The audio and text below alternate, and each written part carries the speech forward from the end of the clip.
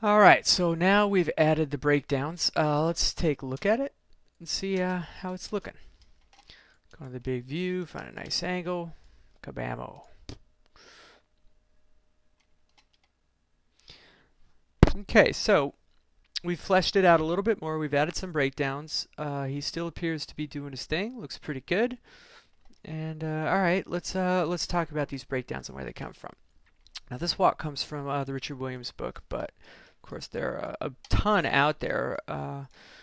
Find some online maybe. Better yet, find some on YouTube and analyze what it is about walks that make them interesting. So we've started here on the crossing pose. The first breakdown is just, there's not a lot to it, it's just the limbs coming closer to the body to lead into, I'm sorry, we found the first contact pose. There's not a lot to it, it's the limbs leading into the body to lead to the first crossing pose, which then leads to the next breakdown, which is the body pushing off the back foot to its highest point, getting ready to drop into the next contact pose. And that's really about it. So now, by means of checking the symmetry of our walk, the best way to do that is, of course, visually. In general, going to a straight top view is always a good idea to make sure your balance is good. Plumb line is the term we use to show the character's weight and whether or not it's in a believable place that can be supported by the width of the stride. And really, the best way to check that is on top. And so it all looks like he's pretty much in line. Looks pretty solid.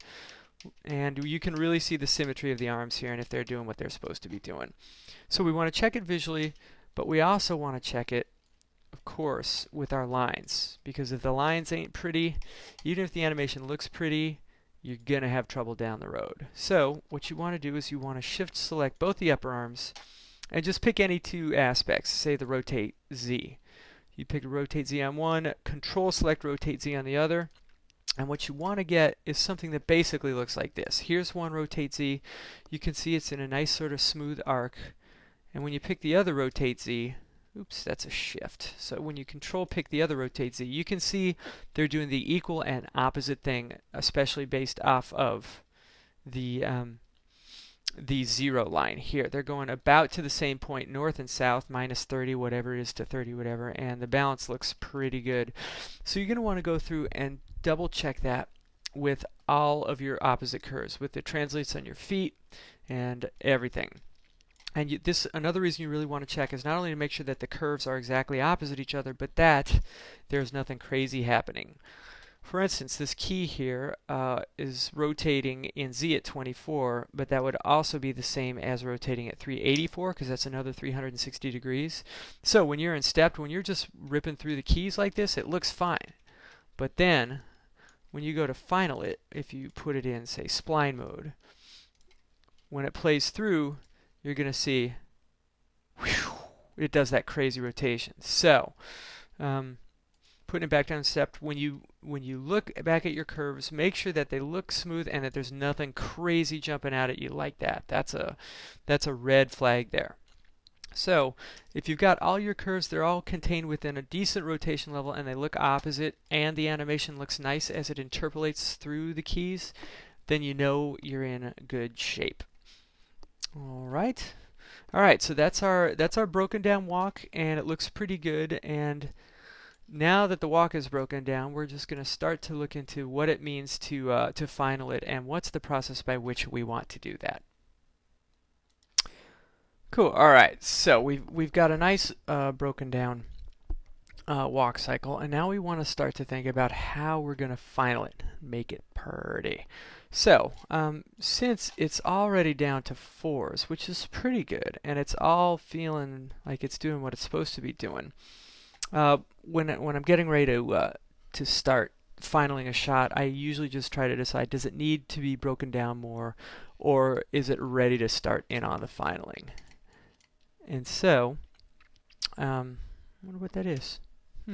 Hope we didn't need it. Alright, so since this all looks pretty good, the curves all look like they're doing what they're supposed to be doing, and it's moving pretty well, and it's already down to 4s. It's in the ballpark for finaling, so I'm just gonna pick the whole darn thing and put it on clamped, which to me is my favorite line for finaling. And the curves still look pretty nice. They look manageable. So I'm just going to go for it and see what happens. All right? Why not? Let's live dangerously. We're animators. We fear no worldly terror. All right, let's give it a try. Okay, well, not half bad.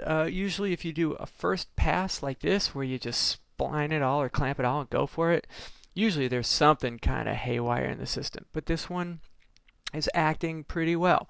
We're getting a real nice drag on that left hand. There are a few things I see that are a little funny, but they all should be fairly well manageable with the curves. Okay, so let's just take a look at a couple of the things that jump out at me. Okay, now what I'm seeing here is I'm seeing a walk cycle that's not exactly symmetrical. The way it appears is that the way he cycles through with his right foot coming down and across, there appears to be a little bit more of a drop. If you look at the up down in his body, one up down looks to be pretty smooth, and the other one has a little bit of a pop to it. That one's kind of smooth, that one's popping. So let's take a look at the curves and see what's doing with that. All right. Okay, so we go back to our 3-panel layout, and we'll just pick them one at a time. I usually like to start my finaling from the core out. So let's just take a look at this. Mainly, the only thing this body is doing is translating in Z, or is translating in Y. So let's take a look at what it's doing there. It looks pretty close. Now, if you remember what we did with the cycle of the ball, you might have a sense as to why one of the interpolations up and down is smooth and one of them is poppy. And the answer to that comes from, this is a cycle, so we want to see the full cycle. So we want a post-infinity cycle, and then we want to see infinity. Now if you look at this curve, you can see this is a nice slow curve coming down here, and here's this pop where we tangent out from the cycle and into infinity. So the way we would want to fix that, of course, is by, if we want to fix the beginning of this, that's the beginning of this line here. So if we take this tangent and turn it like that, we can see how it affects the infinity line. And now when you bring them really tight like that, you can see now our infinity line here looks pretty close to what's going on there. So now when we just play it through, it's still got a little pop to it, but that sort of gives the animation some character, but they're both kind of doing it in the same way. So, but I do think we can maybe make this animation a little bit prettier. So, if it feels like he's kind of going a little too high there and that drop is a little too drastic and it feels a little poppy, we can take these, and it's better to take both at the same time, and just drop them a little bit and smooth that out. Okay? Now, I think, and we can also smooth out this line a little bit too, so they look kind of the same. Let's see how that looks. Looks a little better. I mean, the playback is a little erratic, so we may want to play blast it just to make sure, but that doesn't take long. So already that whole thing feels a little bit smoother. So now what we need to keep in mind is we're going to need to do something like this for all the pieces. So the best way to do it is to pick everything, the whole thing, and then go curves, post-infinity, cycle, the whole thing, view infinity. We see infinity. So now we've just sort of made our whole process a little bit easier because we can see all the curves. And so really, all these curves are going to have to be messed with so that this tangent doesn't happen. And the best way to do that is hard to say, so it's really best to take them sort of one at a time. All right, so now really there's only animation in the body. We've taken care of that one already. But while we're here, we haven't done it all. There is a little bit of translate Z in here. So there's also why there's still a little popping. So this one, I think we could pick both of them. So the idea is we want this little V to look like this U so that the whole thing is symmetrical. So if we take this and flatten it out, and then take this one and flatten this one out, now we can see how that curve looks just like that curve. Okay? Now again, there's a little bit of asymmetry through here.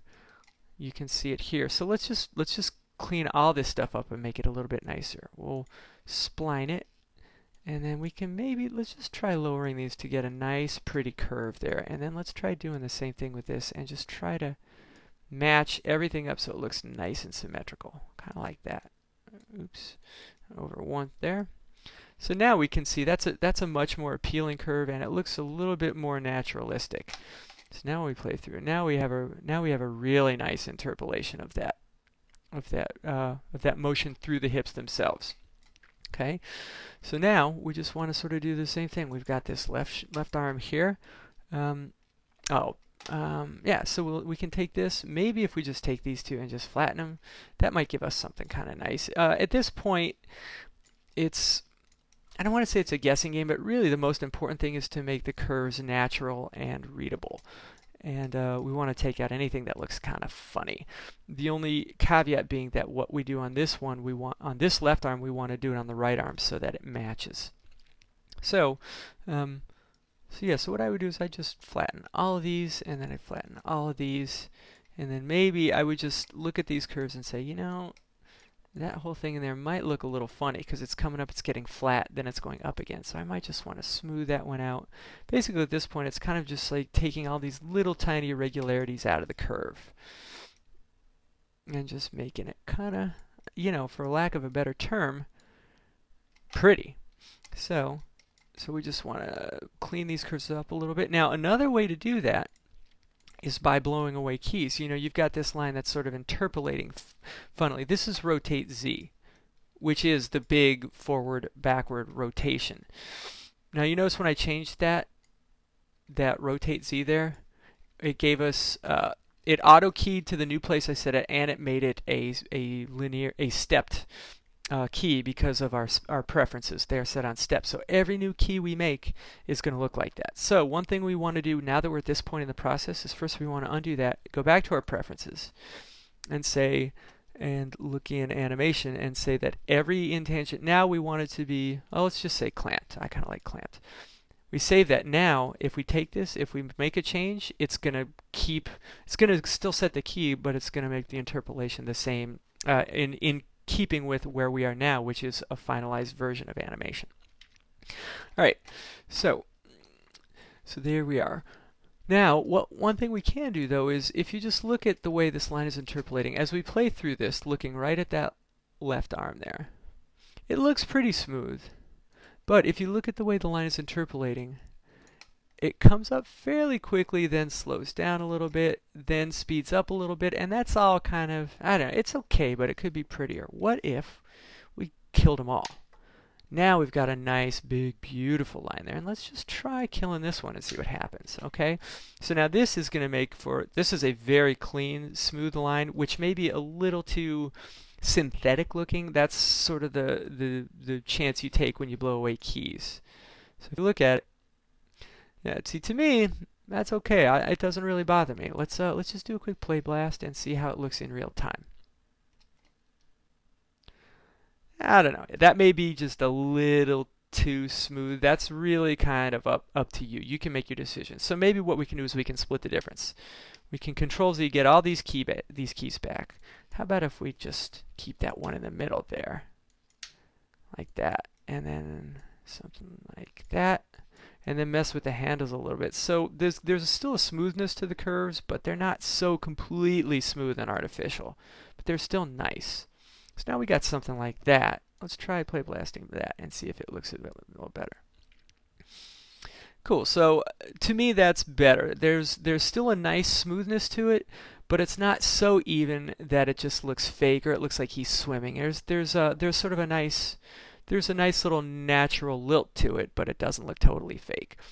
So, and really, that's sort of the process of filing. I tend to start from the core out, make sure that the body is looking nice, and then one by one go through the limbs, get the nice lines happening so we really feel the animation, and then match the other side to those so that the final curves, when we've got that right arm selected as well, so that the final curve on the right arm would just be something like this, just a direct opposite, but sort of interpolating in the same way. So we have a really nice, smooth, finished product. Okay?